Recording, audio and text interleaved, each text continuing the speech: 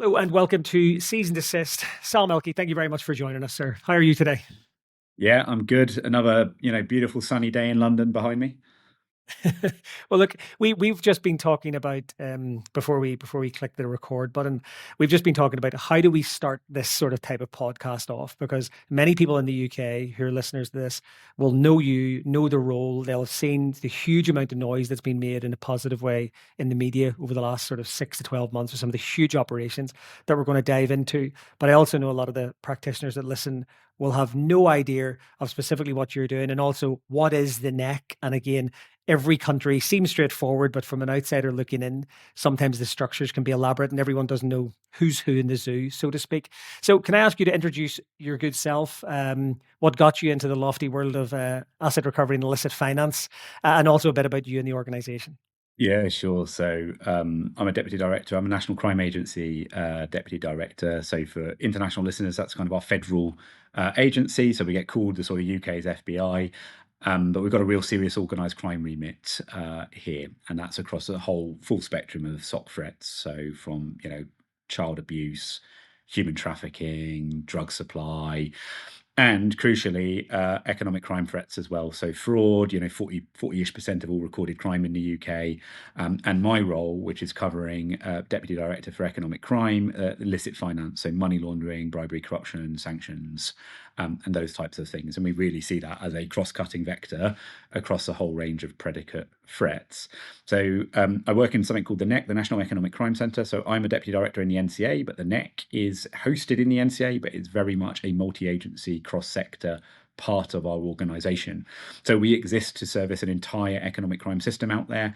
So that's our core partners, people like the police, the Financial Conduct Authority, HMRC, lots others. I won't name them all, but you know who you are, and also the private sector. So we've got people embedded from banks, crypto organizations and whatnot in the National Economic Crime Centre, because we are there not to just kind of push forward NCA operations, but also galvanize a whole system response. So we know we can't win this in one organization alone. So we exist to bring those organizations together and say, look, we've got this intractable problem. How are we going to solve it together? How can we bring our capabilities to bear in different and unique ways? And really importantly, we do that, cross-border and cross-sector. And we see the private sector as a huge part in solving this economic crime problem that we've got, not just in the UK but globally. And that's what I do. And then how did I end up here? So sometimes greatness is thrust upon you, and so from a career, kind of primarily in counterterrorism and different types of threats. I was sort of kind of brought into the money laundering world to provide a sort of fresh strategic perspective, and I've been doing it for about 3.5 years now, and I've genuinely loved every minute of it, and the community, the public-private community that's trying to solve what has historically been a real big issue in the UK, but something that we're getting much better at and making much more progress and having much more impact at. There's so many different directions I think we could take this, and I'm always thinking of what is the point of this podcast. It's for practitioners and those that work in the the wider asset recovery industry, and there wouldn't be an asset recovery industry if there wasn't economic crime and illicit finance. And we're always keen to hear from practitioners that are actually getting their hands dirty, and just to hear their perspective. So from your perspective, I imagine most people would think that serious and organized crime, economic crime, illicit finance would be sometimes fragmented, chaotic, and you've got multi agencies around the world trying to solve all of these problems.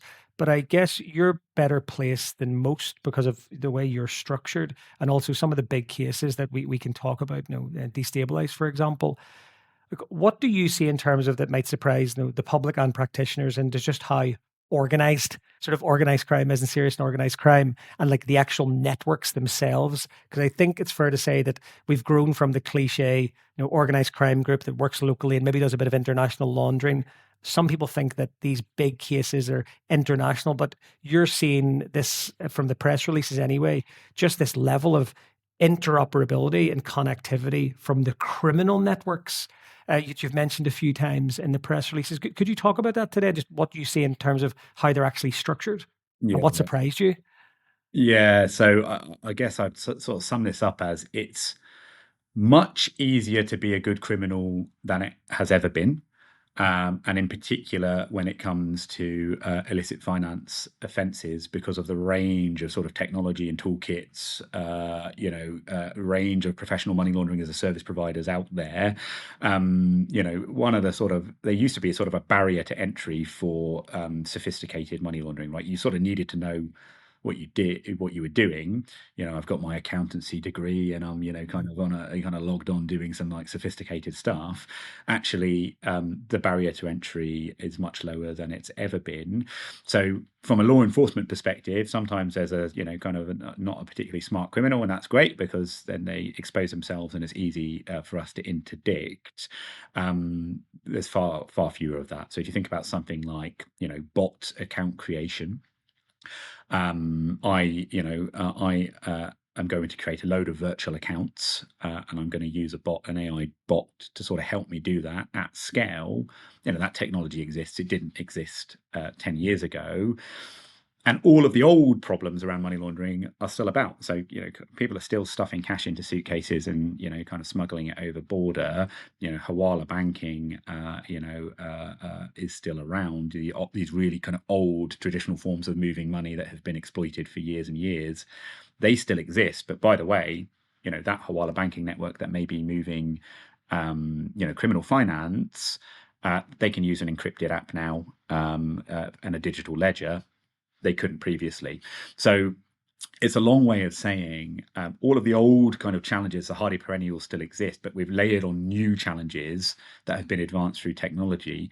And that basically means our investigators have to get much better. And they're in the National Crime Agency. We're blessed; they're really good. We've got a lot of experience, but the pace of technology is moving so quickly, and our ability to horizon scan, new products, new financial institution types is really tested at the moment. Another kind of area here is the creation of synthetic identities. So we spend a lot of our time, in terms of investigation, sort of de-anonymizing, right? Trying to find the true source of the money, of the who is the ultimate beneficiary, who is the upstream kingpin, kind of benefiting from be that the sale of drugs or the human trafficking, whatever it is. Actually, in the future, we predict more of that is going to lead you to a bogus identity. So you're going to be spending a lot of time using, kind of tried and tested investigative methods. And by the way, it's going to lead you to a brick wall, and you need to then go into a different direction as well. So technology is changing the game. It's making it's making kind of stupid criminals seem smart. And for the smart criminals, well, they've got this whole new toolkit that they can play with to create layers and layers of obfuscation and make it much harder for us to find, be that either the predicate offence, the criminal benefactor, and then prove that in a court of law. The other thing that also puts, into the forefront is how we disrupt. So it's not always a traditional criminal justice disruption, when illicit financial flows can be so complicated and also so multifaceted in terms of asset classes. So the fluid exchange between cash and crypto, cross-border, so movements of money kind of in and out of the UK into sort of obvious places, be that sanctioned crypto exchanges in Russia, but also lots of kind of not so obvious places. So yeah, it's much harder, but we work faster, we work smarter, we work more globally, and we also crucially work really closely with our partners in the private sector who ultimately hold the key to solving the problem at scale. It's not, the kind of ultimate cliche of not being able to arrest your way out of this is very much true when it comes to illicit finance. So we work really closely with the private sector to close down those vulnerabilities. So as expected, there I have 19 questions that I can't get through just on that part. Let's sort of break it down into a bit of an order because I'd just love to get your view. I actually posted on LinkedIn just a couple of days ago, and one of the most impressively terrifying sort of videos that I've seen around AI. And again, I think some people roll their eyes when people talk about the threat of AI, and we see it getting thrown into agendas at every single event that we're involved in. But I think that It is one of those. It's like yawning when someone says the internet is going to take over, traditional finance, and crypto is going to be a thing in the future that JP Morgan's going to be using. We can predict where almost there's always been the naysayers that have got these things wrong. And your point about synthetic identity, I mean, I was always sort of trained follow the money. I know exactly what you mean about who's the person behind it. I don't know if you've seen the recent videos where the AI is getting so fast and so clever that it looks like it's the death of video verification on KYC. And for all of the good things that the technology brings, as you say, it can be then weaponized by the bad guys, where you have this ability now to just basically appear as anybody. I don't know if you saw the video.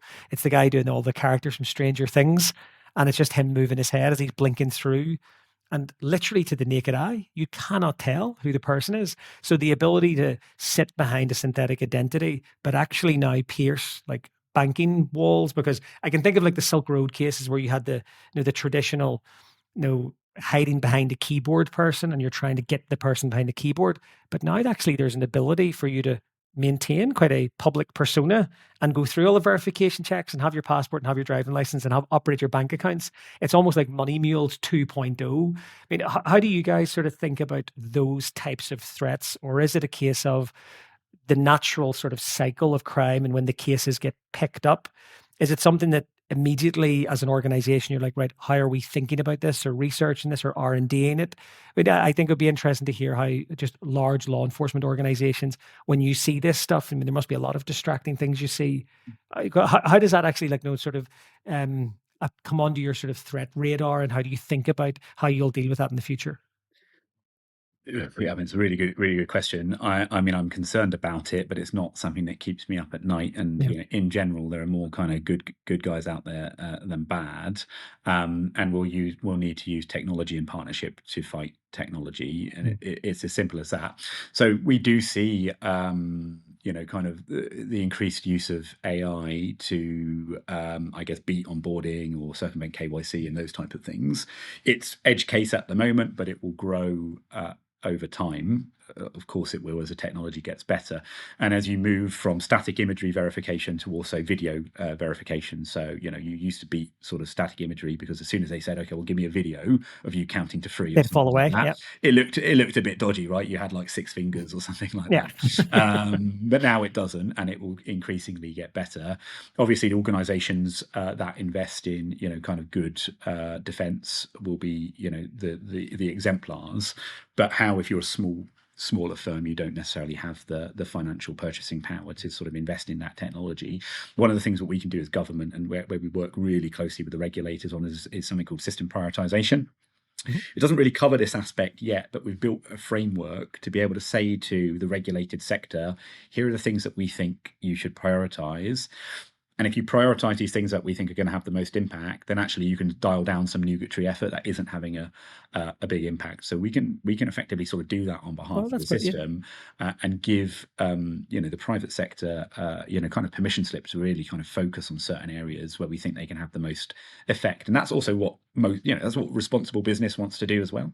They Mm. want to focus on the areas that they can have the most effect. And what they don't want to do is feel like they're part of a sort of compliance regime that ultimately is useful but not having the impact in terms of. Actual impact. Yeah, exactly. So the NCA assessment is over £100 billion is laundered through the UK, or with a UK footprint.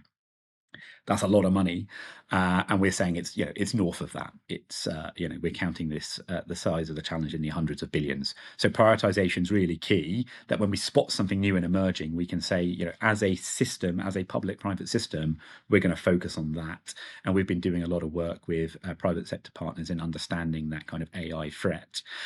AI, it's a boring thing to say, Aidan, but I have to say it. It's a threat, but it's an opportunity as well. So, Right. our AIs need to be better than their AIs.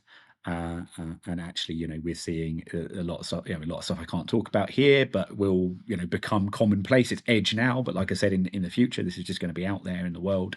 We're seeing some real positive results in terms of how AI can be deployed Mm. against the threat as well, and that's kind of really important stuff. And all of it feels new now. Your point about there are still people sort of saying, oh well, crypto's an emerging threat, and we're like, well, no, it's been around for years and years and years.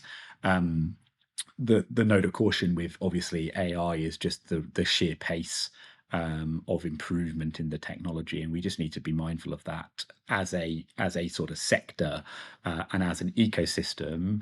And you've got hundreds of, if you think about it, kind of hundreds of regulated businesses. Thousands of regulated businesses in the UK. You've got hundreds of public sector organisations authorised under the Proceeds of Crime Act. So it's a big network. There's a lot of eyes and ears out there, and by bringing together that kind of single view in the NECC and setting those priorities, we think that will be really helpful in doubling down on some of these areas that are really going to grow exponentially, like the use of AI over the next kind of couple of years. So yeah, I am worried about it. I do not lose sleep, because I think we've got good plans, good networks, and good ideas, and we are implementing them now.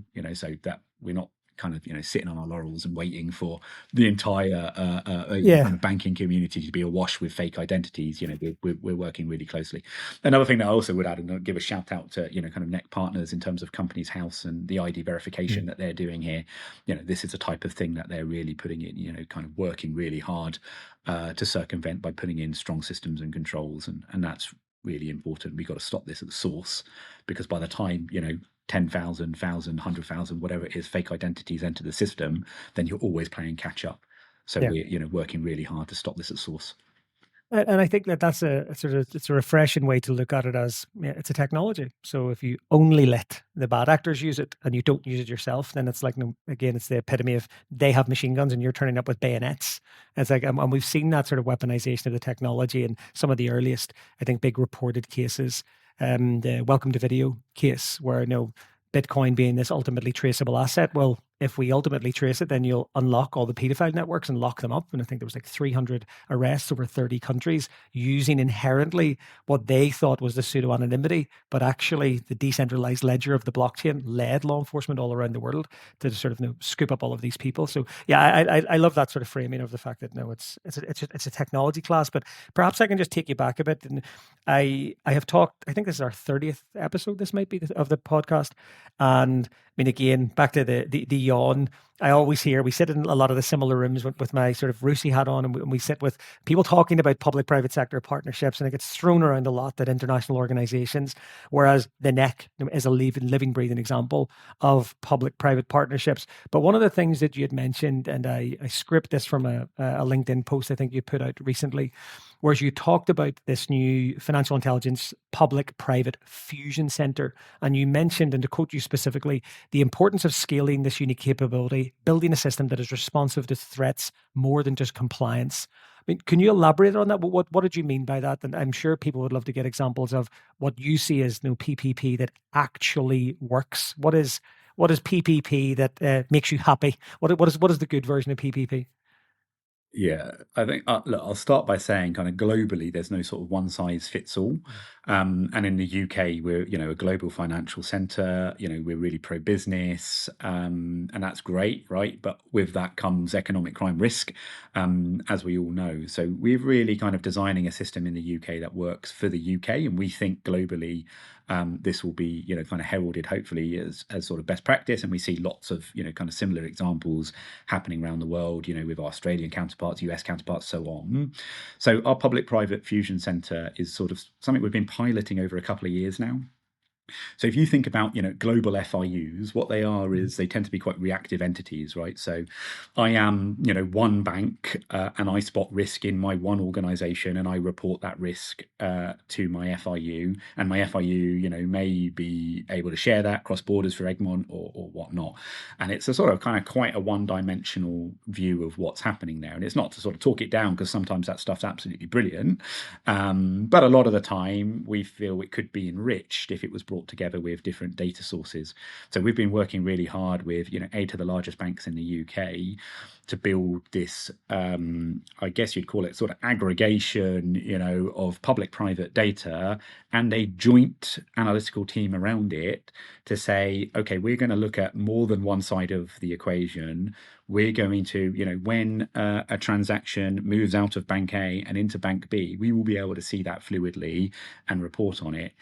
And the reason why we've invested so much in this, and this is moving out of pilot now to business as usual and expanding, It's because, yeah, sure, it shows you kind of more than, it gives you a multi-dimensional approach of those illicit financial flows. And that is a good thing. But more than that is it will allow us to proactively hunt for the worst actors abusing our systems. So we will not Wow. just be able to react to, okay, I've seen something that looks weird and I'm worried about it. We will be able to say, okay, yeah, but now we can put that into the context of actually, who are the people really, kind of exploiting our system in a really sophisticated way. So we do that. We do that to not just sort of map illicit financial flows, understand points of interdiction. We also do it to learn more about the threat and how financial institutions are being abused. So then those banks can change their internal systems and controls. So there's continuous, both machine and human learning taking place. So we do that now with 8 banks, and we bring together huge data sets, and it's really powerful. So you can ask it questions, right? So you can say, and we've recently done something called Operation Mechanize, and you can say to it, okay, I want to know high street businesses that exhibit criminal traits. Now the data is, only illuminated to us when it hits a certain number of risk indicators. So we can't, say, okay, I want to know when Aidan, I want to know about Aidan's coffee addiction, and whenever he's going and sort of blowing £4 on a flat white. That data is in the background and it's not accessible to us. But when you hit a certain of risk indicators, and these flags, The proportionality is there. yeah, exactly. And then that data becomes illuminated. So we can see those shops that are transacting either above their means or putting in suspicious transactions, once a certain number of red flag criteria have been hit. And that's a really powerful capability. And doing that across multiple organizations is really important. We're not just doing that with, private sector financial intelligence. It's also getting, brought together with law enforcement information, and then that becomes really powerful. There are loads of safeguards and controls around all of this, so the data is all used proportionality. But this is the only way that we can solve this problem from a proactive point of view. And there's no reason in the future that we can't look across asset classes. So there's no reason in the future we couldn't be doing this, with large crypto organizations. We couldn't be doing this for gold, property, whatever it is. As a general principle, it is better to bring data about criminal activity together and sort of share that, analyze it, and exploit it as a joint entity than to do that all in our individual silos. So as a principle, it is a really good thing. This is a new capability that we're sort of rapidly working with government and partners, to get those foundations in place and grow, because we just think this is what's going to make us effective. And then the UK will have 2 important tools, right? It will have the sort of reactive center in terms of our FIU. So we want to know what the regulated sector is seeing. Please send that to us in terms of a suspicious activity report. And we're happy for that to be, lower volume, higher quality.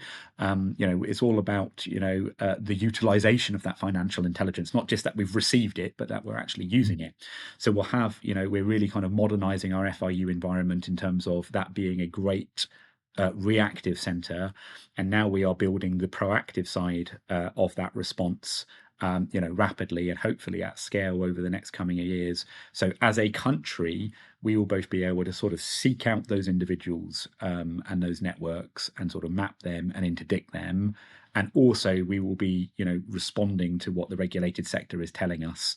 And we think that is the system that we want. Other stuff's happening out there in the world that we're aligned to. And, we think, in the coming years, the UK is going to have a really powerful suite of anti-money laundering, anti-fraud, kind of threat agnostic financial intelligence capability that will be, kind of hopefully seen as world leading.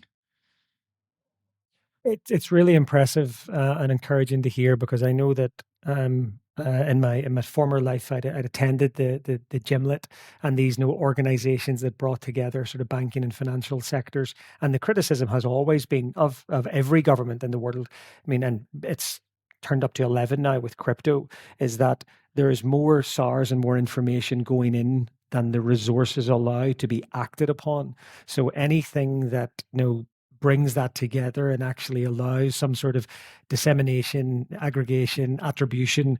Because then we're all talking about how do you solve the fraud problem? Fraud being, within the crypto landscape as well, Mm. where you don't have one SAR, you have 1,000 SARs going in.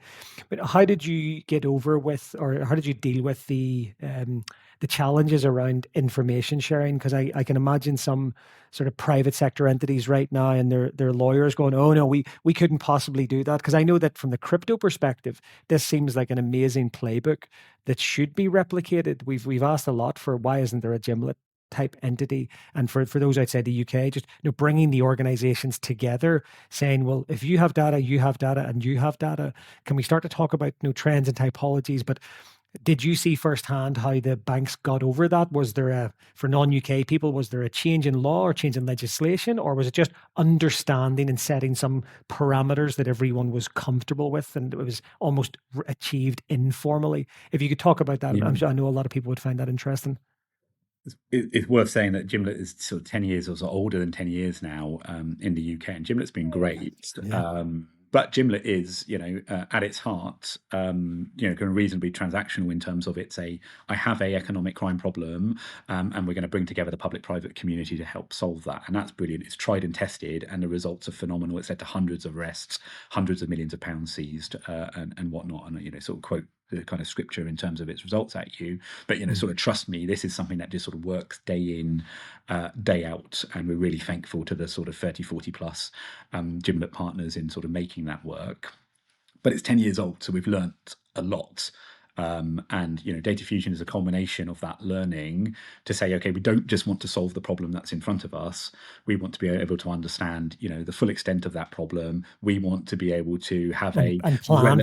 a relative idea of prioritization in that problem. And I always say, it's a bit hackneyed, but I always say that we will at some point transition from a data center to a relationship center, and it will be less about smashing data sets together and more about the so what, because we'll be using some of that AI tooling and various other bits and bobs to do the heavy lifting and the manual work. So that's the learning from Gimlet. It's worth saying, and it's sort of kind of partners in the Home Office and whatnot. We've done a really good job for the Economic Crime and Corporate Transparency Act and the policy frameworks that are out there to have a relatively permissive data sharing environment. The NCA also have something called Section 7 of the Crime and Courts Act, which enable that peer-to-peer, kind of private to public data sharing by virtue of an NCA officer being involved in that information exchange. So if Asset Reality want to share information with, pick another crypto company, I'll let you kind of conjure one up in your head, Aidan. If I'm sat in the room with you, you can share that information it gives you that. with me or to each other. Which just seems like common sense. I mean, I think members of the public would be like, what do you mean you can't do that? But we've seen it before. As a former tax inspector, I couldn't just give information to a Met officer. We had to have, and I understand these things were well-intentioned when they were built, but they do seem a little bit sort of restrictive when you're trying to move quickly and build cases and deal with stuff. And everyone who's ever worked in law enforcement will go, oh, it took me 6 to 12 months to get information out. In the same way, asking a foreign counterpart, can we get information? I mean, those requests are measured in years quite often. And when you have something like crypto, where things are moving and that if you don't stop it, it's gone in the same day. It's not we're closed on Friday, pick it up on Monday. How do you think that the current dealing with crypto fits into all of this? Because you've now got this, is it some entities still, or some organizations globally are still have a crypto team? Do you see it as its own threat, or crypto is just finance? It's just another asset. It's in the mix as everything else. How does the NCA and NECC sort of think about that? Yeah, so it's just another asset class, in as much as every day we see the sort of fluid transition from different asset classes into crypto and vice versa. So we have to view it like that. But we understand that as a community, we've also had to build capability and specialism. And so it's been helpful to sort of put a ring around it and say, okay, you're the crypto person and you're the crypto team. But in the future, we very much just see that as part of the mainstream illicit finance response, certainly, kind of in the agency. we know that not everybody is going to, kind of need or build up that crypto specialism. So we're always going to need a degree of specialism, but certainly in the NCA and in a lot of our partner organisations, this is core foundational training now for our officers. So we have got a tiered training package where every officer will do the basics, and then depending on your role, you'll get more specialist training. So yeah, we sort of siphon it off a little bit now. But that is as our capability matures, and that's fine. But yeah, it's just another asset class. And in terms of how we work with the private sector, it's worth saying, yeah, we've got sort of relatively permissive legal gateways in the United Kingdom, but it's taken us, a lot of time in terms of working with, kind of traditional finance to not just sort of understand their own kind of business requirements or their own risk management, right? These are sovereign private organizations who all have different risk tolerance. And we've said, look, we want to sort of get to know you. We want to build mutual trust. We want to understand what your pinch points are and work through them. And the financial institutions we work really closely with have invested a lot of time in not only kind of sharing their challenges and working through them, but also trying to understand our priorities as well. So some of this is around building trust. We set up something called the Public-Private Crypto Forum about 2-ish years ago now. And that was very much, kind of under the guise of building, what we didn't want to do is put so much pressure on it so soon. We didn't want to say, crypto firms, we don't think you're doing enough, solve more crime, seize more money. It was all about getting to know each other as sectors and getting to understand each other as sectors. And the crypto sector, as you know, has grown very, very quickly and may continue to grow very quickly. Lots of new entrants. Lots of differing tolerances, lots of different risk appetites, lots of different approaches to compliance and financial crime investigation. So we've very much been on apologies, but a journey. All things in life are a journey. This has very much been a journey with the crypto sector to understand, who are not just the right people to be working with, but how to work with that sector to have most effect. And we think that that's now kind of matured. We have a good understanding and mutual respect between the sectors, but we're also acutely aware of the risk that crypto, plays in terms of obfuscation and cross-border illicit financial flows. So we need responsible firms, operating in the right way, either in or through the UK, who will want to work with us. And we see a lot in our investigations the use of stablecoin, US dollar tether, and what I always say is we will work with any crypto organization that wants to work with us. We understand that there's not global parity in terms of regulation, but we also recognize that most of these organizations don't want the proceeds of child abuse going through their currencies. Most of these organizations, and I say most because obviously there are a minority of those out there, not in the UK, I'm not saying they're in the UK, that turn a blind eye to that type of thing, but certainly those regulated in the UK, we've found that most of them, all of them regulated in the UK, don't want that, kind of bad actor money going through their systems. They've not all nailed the systems and controls, to be able to stop it, but likewise, we've not nailed what it looks like in terms of financial investigation and converting investigative effort into outcome, be that seizure or other types of disruption or criminal justice. So we're still all kind of growing together. But what I would say is, how far we've come, certainly in 2 years as a community. The types of conversations we're having with crypto exchanges and what are completely different to in the early days. It was like who do I talk to, right? Yeah. We are a combination, another planet. Yeah. A combination of sort of elusive to adversarial was, and we're in a weird in between. I mean, asset reality, we don't work for retail or consumers. We only work for government and asset recovery, but no regulated sector, no sort of lawyers, attorneys, no receivers, liquidators, things like that. So we have a weirdly unique perspective because we're not a crypto company, but we're a company that deals with crypto assets and other assets.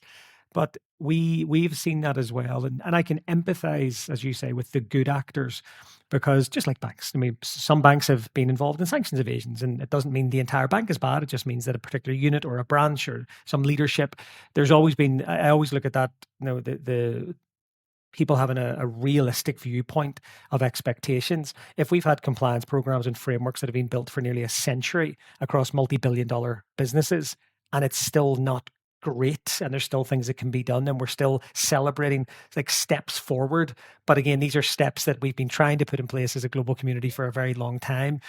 I think that what is the right direction of travel is, and just to give people a specific UK context, now the UK has announced its crypto regulatory framework. The beginnings of that is now coming to play. There was a registration program, we're registered, but it's not the same as being regulated.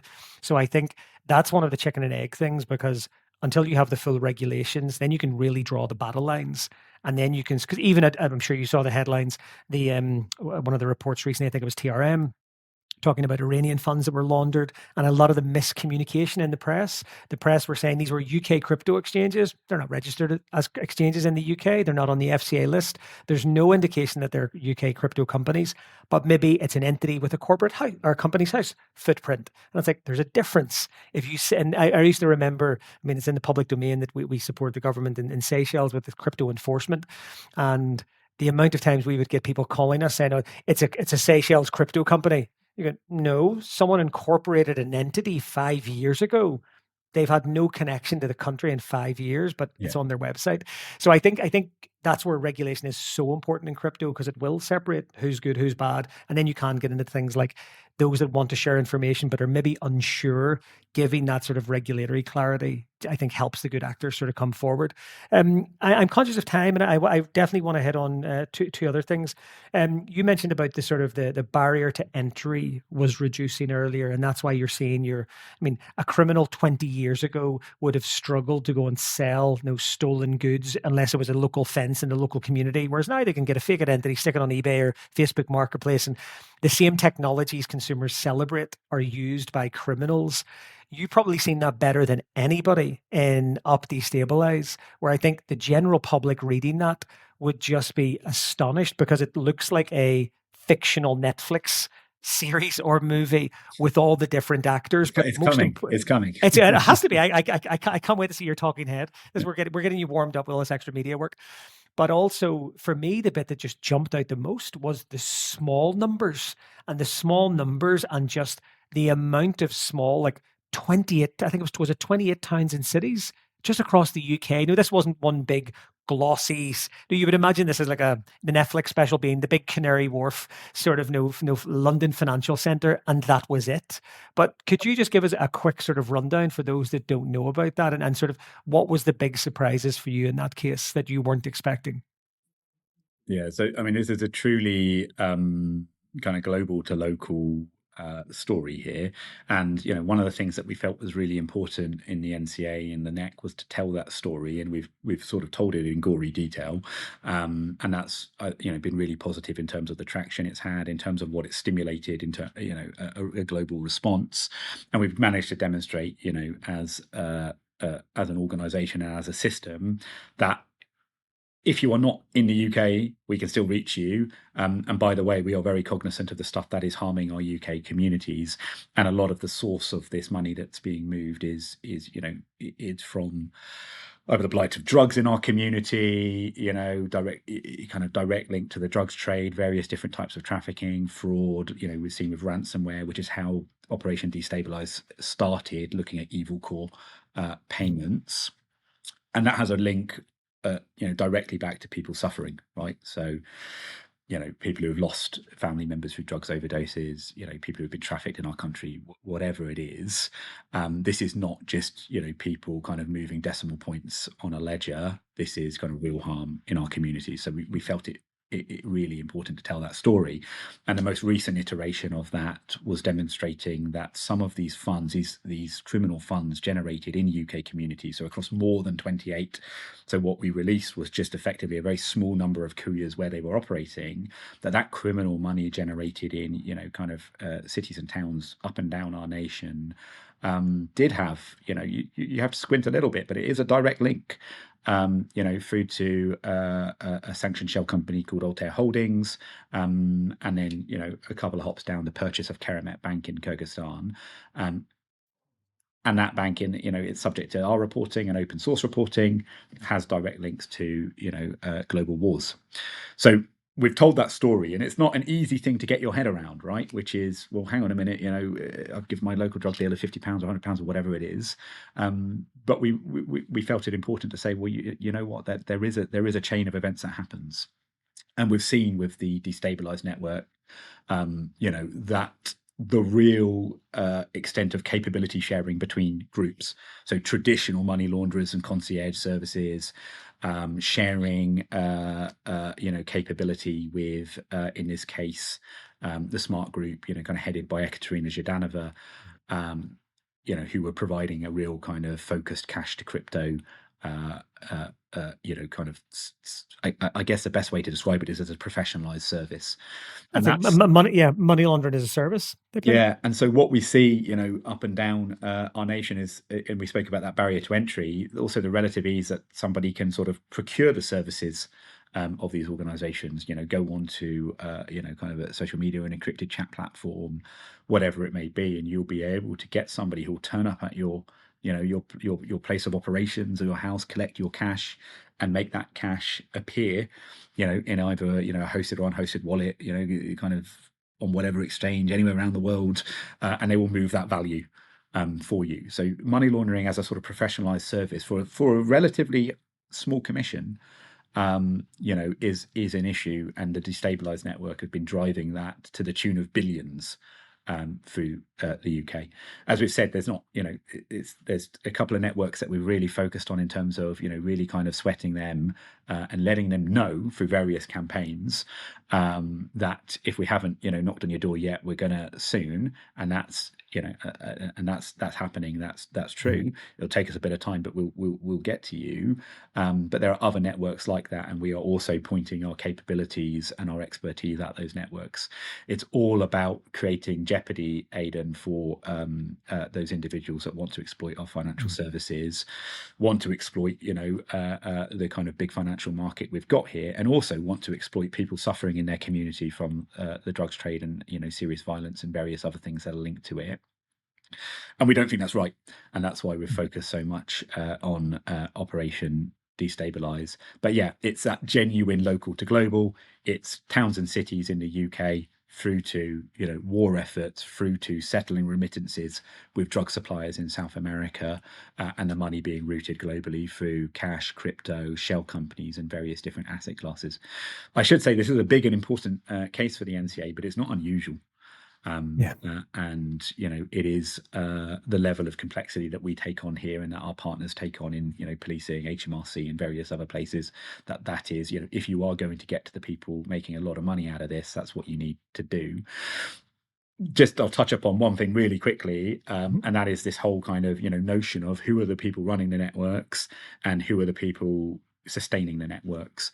And we really focused on cash couriers is what we call them. Sometimes there's an overlap with money mules, but effectively people that will move this criminal value, and they will get paid a relative fraction of what it is that they're moving. And we were able to reach out to some of those cash couriers directly in their own language for Destabilize, so Russian language campaign, Russian posters, and kind of social media ads, and say to them, look, you're probably only making a very small amount of money here, and certainly some we looked at were making in the low thousands and ended up serving 5 to 10 year prison sentences. So effectively, you're getting paid a couple of £1,000 for a transaction, and you're going to prison for several years. And in some instances, we were calculating it was sort of 500. They had sort of made £500 for each year served in prison. Good God! Yeah, for each year served. So it's simply not worth it, and that's a message that we want to land to people that may feel like they are attracted to what is seen as easy money, right? So I got to drive that bag from whatever Liverpool to London, to pick a couple of random places. What harm am I doing? What harm am I doing? But actually, we've got over 128 arrests now.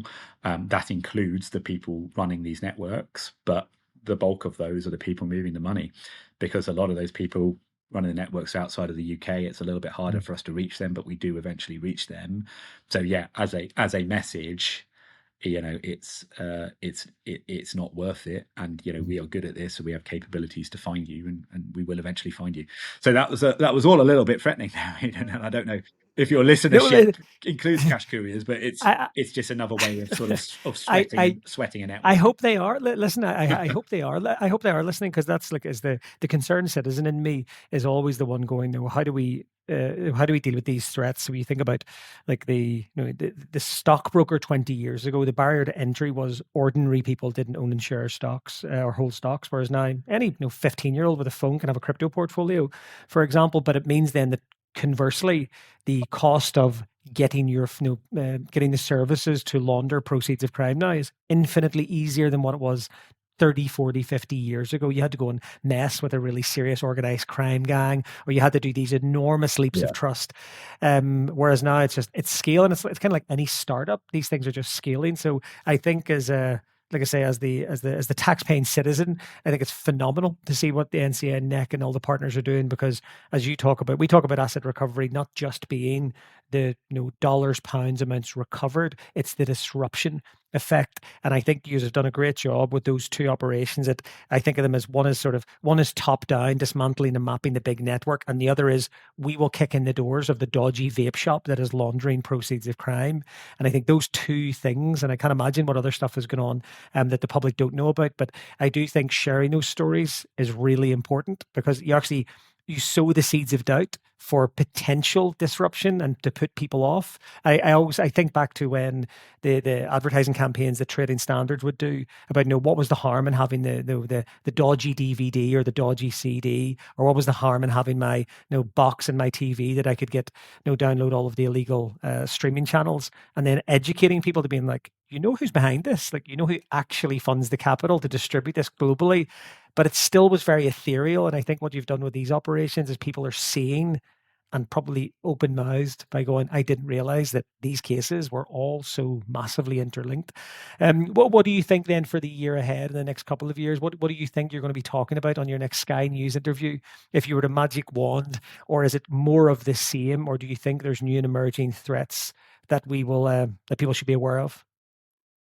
Well, crikey, yeah. Well, you'll have to speak to the Sky News video. Oh, the stuff that you're allowed to talk about. Yeah. Look, don't worry. I'll look, Aidan. If there's an opportunity to, as my colleagues will constantly joke about, if there's an opportunity to me to sort of get on telly, I'll take it. Look, we're doing. And listen, and you got Crime Watch as well. Well done, the career highs. Thank you. Oh, that was daytime TV, so I'm glad someone watched it.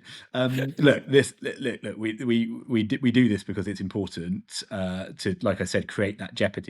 And when you think about it, if you're those individuals, and you might say, well, Sal, look, they're overseas, you've not arrested them. Look, a lot of people are going to prison. Yeah, maybe we've not arrested them here in the UK, but we've taken their money and we've changed their lifestyle.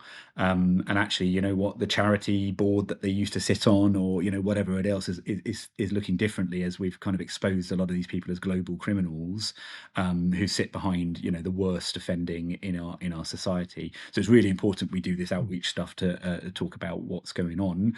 I mean, for us, we've got a lot on the docket to work through. And I think, to sort of zone in on the, what's been a sort of constant theme throughout this around sort of technology, for us, it's very much that, kind of professionalized money laundering as a service, and the technology that's exploited is where we're going to double down over the year ahead.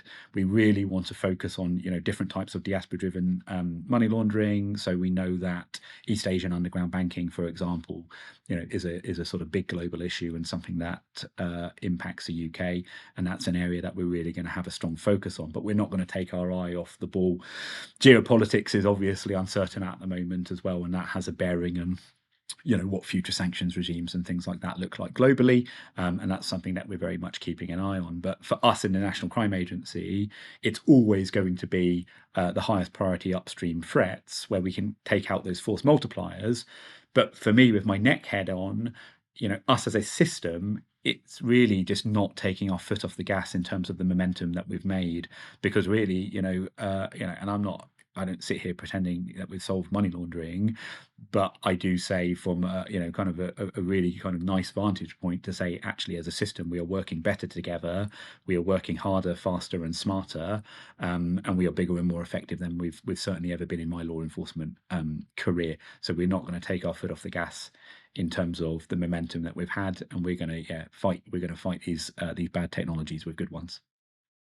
Well, long may it continue, and hopefully the new FATF focus on asset recovery keeps the sort of political will and keeps the funding into law enforcement to keep up that momentum. I think we'll pencil in a year's time to sort of revisit this and see where we've gotten to. But Sal, thank you so much for your time. I have to let you go because I'm conscious you're busy and we've run over. But really, really grateful for you coming on today and sharing your insights on this. Yeah, great, Aidan. Really appreciate it. Thank you. Our podcasts are for informational purposes only. They are not intended to provide legal, tax, financial, and/or investment advice. Listeners must consult their own advisors before making any decisions on the topics being discussed.